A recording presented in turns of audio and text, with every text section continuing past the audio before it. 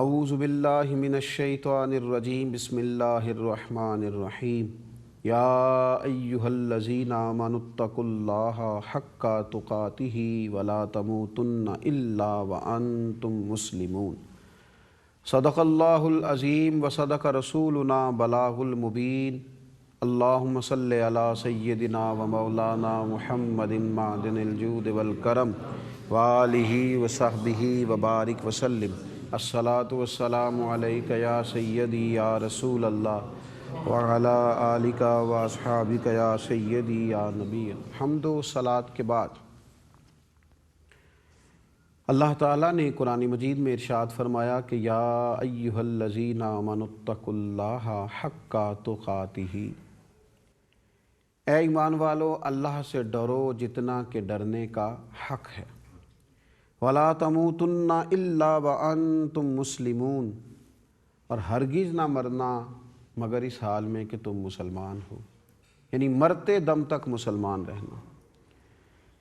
انسان اپنے دل میں جب کسی خوف کو، کسی خشیت کو محسوس کرتا ہے نا،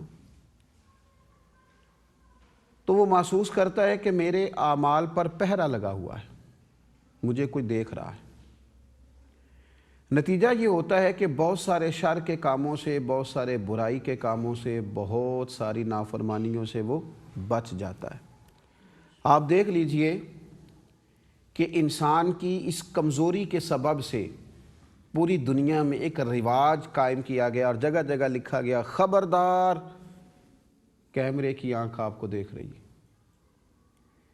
یہ کیوں؟ کہ انسان کے اندر یہ کمزوری ہے کہ جب کسی چیز کی خشیت اس کے دل میں ہوتی ہے نا، جب کسی چیز سے وہ ڈر رہا ہوتا ہے، اس کا لازمی نتیجہ یہ نکلتا ہے کہ وہ گناہ سے، بدی سے، نافرمانی کے کام سے اپنے آپ کو روکتا ہے۔ لیکن یاد رکھیے ہم ہیں مسلمان، ہمیں یہ کہا گیا ہے کہ تم نے کسی سے نہیں ڈرنا، صرف اپنے رب سے ڈرنا۔ لیکن رب سے اتنا ڈرنا ہے جتنا ڈرنے کا حق ہے، اور ہمیں یہ کہا گیا ہے کہ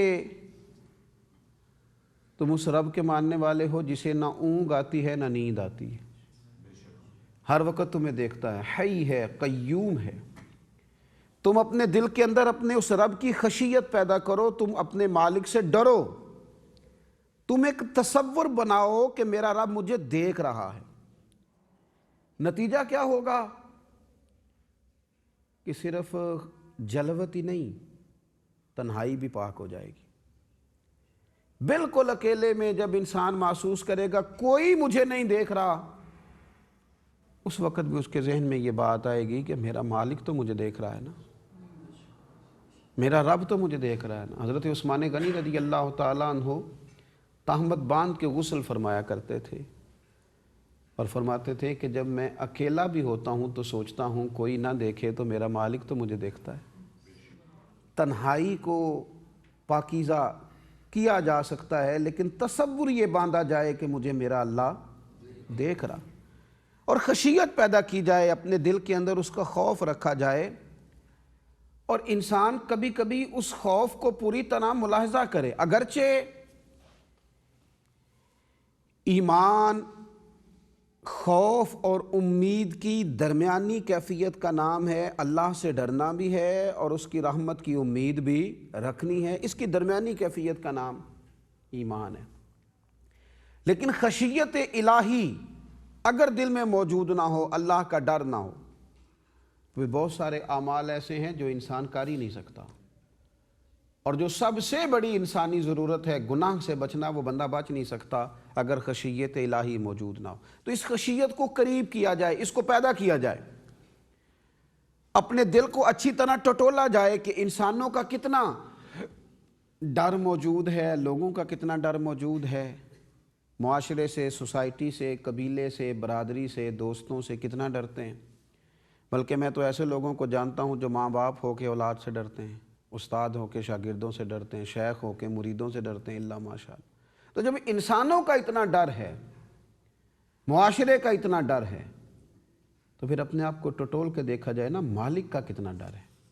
میرے رسول پاک صلی اللہ تعالیٰ علیہ وسلم فرماتے ہیں کہ اللہ تعالیٰ فرماتا ہے مجھے اپنی عزت کی قسم میں اپنے بندے پر دو خوف اور دو امن کبھی بھی اکٹھے نہیں کروں گا۔ فرمایا اگر وہ مجھ سے دنیا میں خوف رکھے گا تو میں قیامت کے دن اسے امن سے رکھوں گا۔ اگر یہاں ڈر گیا، یہاں ڈر گیا، یہاں سمجھ گیا بات، تو وہاں امن میں رہے گا، پھر وہاں خوف میں نہیں رکھا جائے گا۔ اور اگر وہ مجھ سے دنیا میں بے خوف رہے گا تو پھر میں قیامت کے دن اسے خوف میں مبتلا کر دوں گا، پھر وہاں ڈرایا جائے گا۔ تو اس کے لیے بہت اچھا تھا، اس کے لیے بہت عمدہ تھا، اس کے لیے بہت بہتر تھا کہ دنیا میں رہ کے اپنے رب سے ڈر جاتا۔ اور حضرت مولا علی شیر خدا فرماتے ہیں، روایت کرتے ہیں، فرماتے ہیں جو اللہ سے ڈر جاتا ہے نا دنیا میں، وہ پھر کسی اور سے نہیں ڈرتا۔ اور فرماتے ہیں جو رب سے نہیں ڈرتا پھر وہ سب سے ڈرتا ہے، پھر ہر ایک سے خوف اس کے دل میں آ جاتا ہے، پھر وہ ہر وقت لوگوں کے سامنے اپنے آپ کو کلیئر ہی کرتا رہتا ہے، ساری زندگی اس کٹہرے میں کھڑا ہو جاتا ہے جہاں اسے فقط صفائیاں دینی ہیں۔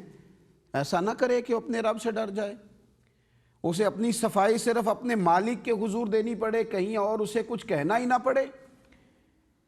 اپنے دل میں اس خوف کو، اس خشیت کو، اس درد کو پیدا کیا جائے، اور وہ درد جب دل میں پیدا ہو جاتا ہے اور انسان اپنے مالک سے ڈرنے لگتا ہے تو یہی اس کے لیے راہ نجات۔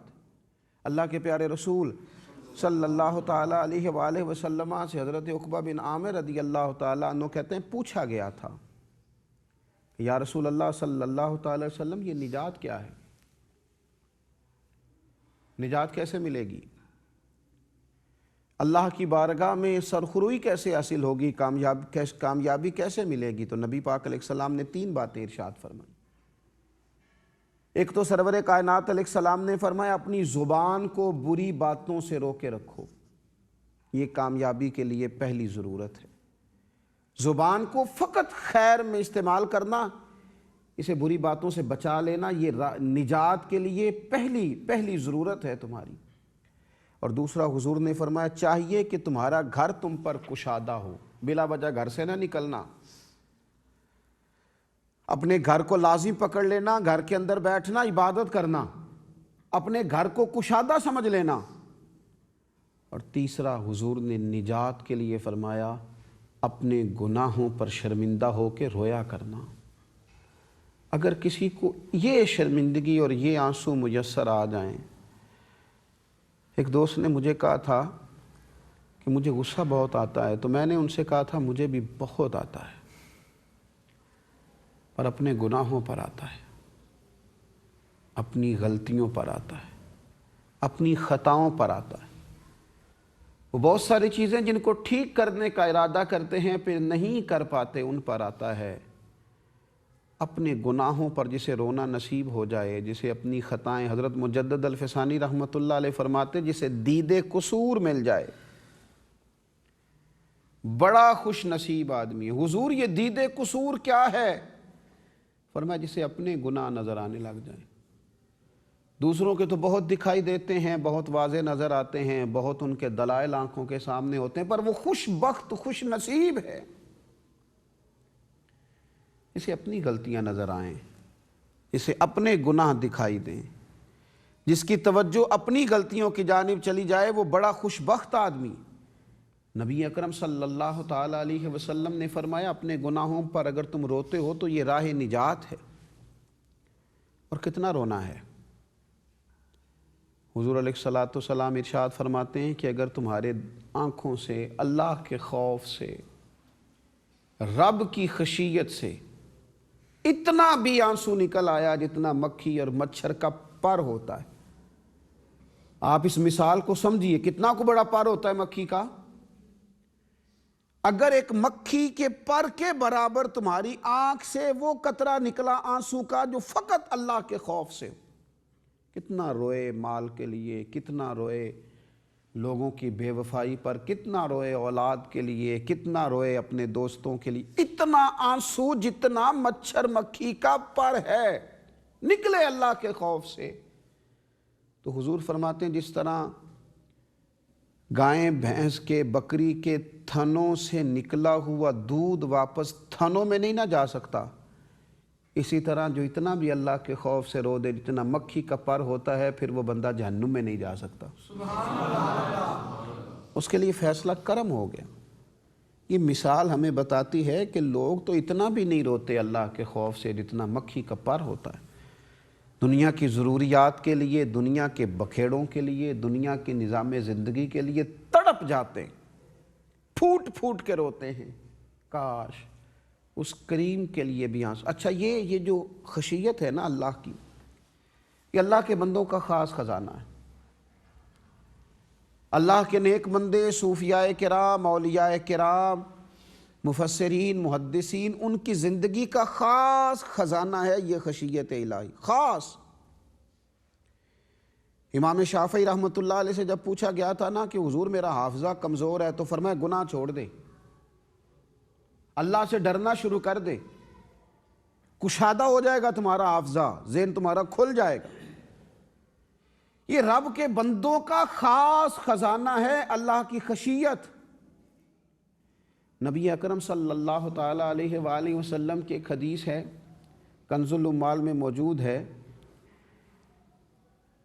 میرا دل کرتا ہے کہ یہ روایت نا مسلمانوں کو بہت زیادہ یاد ہو جائے۔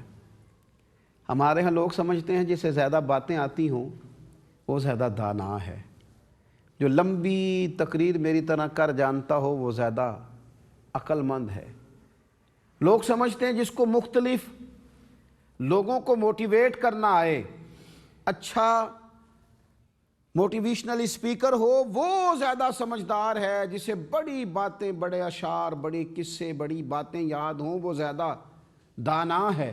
لیکن کنز العمال میں میرے رسول اللہ صلی اللہ تعالیٰ علیہ وسلم، رسول خدا صلی اللہ تعالیٰ علیہ وسلم، ہمارے پیارے حبیب علیہ السلام نے فرمایا ہے، حضور فرماتے ہیں حکمت کا سرچشمہ اللہ کا خوف ہے۔ یعنی جس کے دل میں رب کا خوف ہوگا وہ دانا ہوگا۔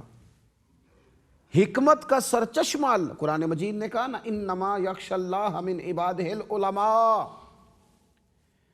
اللہ کے بندوں میں سے جو عالم ہیں وہ اللہ سے ڈرتے ہیں۔ اس لیے حضرت عبداللہ ابن مسعود رضی اللہ تعالیٰ عنہ فرمایا کرتے تھے بڑا عالم وہ نہیں ہوتا جو باتیں بڑی کرتا ہے، بڑا عالم وہ نہیں ہوتا جو گفتگو زیادہ کرتا ہے، بلکہ فرماتے ہیں قرآن مجید کی یہ آیہ مقدسہ بتاتی ہے کہ بڑا عالم وہ ہوتا ہے جس کے دل میں اللہ کا خوف ہوتا ہے۔ اور فرمایا تم نے دیکھنا ہو کہ عالم کتنا بڑا ہے تو دیکھو اس کے دل میں اللہ کا خوف کتنا ہے، کیونکہ قرآن مجید کی اس آیہ مقدسہ نے وضاحت کر دی کہ خشیت الہی یہ علم کی وجہ سے پیدا ہو جاتی ہے، اور جتنا جتنا کوئی معرفت الہی کی طرف بڑھتا جاتا ہے، جتنا جتنا دین کا علم اس کے پاس آتا جاتا ہے، اتنا زیادہ اس کے دل میں خوف پیدا ہوتا ہے۔ جبھی تو امام اعظم ساری رات روتے ہیں اللہ کے خوف سے، غوث پاک کی پلکیں بھیگی رہتی ہیں اللہ کے خوف سے، حضرت عثمان غنی رضی اللہ تعالیٰ عنہ جیسے لوگ جو قطعی جنتی ہیں، وہ کسی قبر پر کھڑے ہوتے ہیں تو اتنا روتے ہیں کہ داڑھی آنسوؤں سے بھر جاتی ہے، اور پوچھا جاتا ہے کہ حضور آپ تو جنتی ہیں، اور زبان رسالت معاب صلی اللہ تعالیٰ علیہ وسلم سے آپ کو جنتی ہونے کی ڈگری جاری کی گئی، اتنی آہوزاری؟ تو فرماتے جس محبوب علیہ السلام نے مجھے جنتی فرمایا نا، اسی کریم نے فرمایا یہ قبر آخرت کی منزلوں میں سے پہلی منزل ہے، جو یہاں سے کامیاب ہو گیا آگے بھی کامیاب ہو گیا، تو جو یہاں رہ گیا آگے بھی رہ گیا۔ جتنا کوئی بڑا تھا اس کے دل میں اللہ کی خشیت اتنی ہی زیادہ تھی۔ میرے رسول پاک علیہ السلام نے اس مضمون کو بند کر دیا، حضور فرمانے لگے میں تم سب سے زیادہ اپنے رب کو جانتا ہوں، اور حضور فرماتے ہیں میں تم سب سے بڑھ کر اپنے رب سے ڈرتا ہوں، میرے دل میں اس کی خشیت بھی تم سب سے زیادہ ہے۔ اللہ تعالیٰ اپنا فضل کرے اور ہمیں اپنی خشیت نصیب فرمائے۔ وما علینا الا البلاغ۔